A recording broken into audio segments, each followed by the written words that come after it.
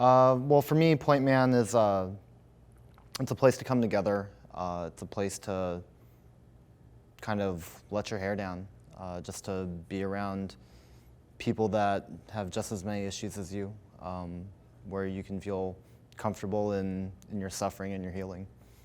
I'd heard about it when I initially started going to Sun Valley, and I'd started attending Sun Valley about a year after returning from overseas.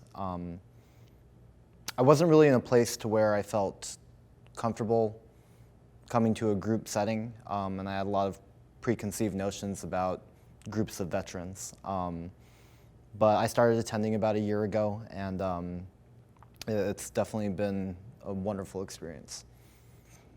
I was struggling at home. I was struggling in my marriage. I was struggling being a parent. And not to cast blame on everything I had experienced at my time overseas, but there were a lot of issues that were coming out, and I definitely needed to be honest with myself about in order to make a positive change in my life. In all honesty, I think the beauty about Point Man is that once a week I get to be an audience for people that have some issues that maybe aren't as great as mine, but at the same time that may be far worse.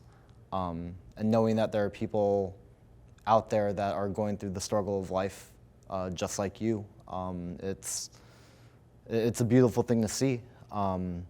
We're bonded in our suffering together, but at the same time, we're all seeking our own individual redemption. I've never been very outgoing with my faith, and it's still a work in progress. But the one thing that Point Man has done in regards to my faith is that it's gotten me to understand that even when I doubt that God's not with me, that He absolutely is.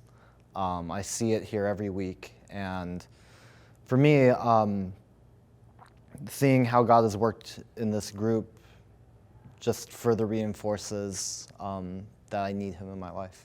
I'd say it's a dysfunctional love. It's bonding and healing with some of the biggest characters that you're ever going to meet.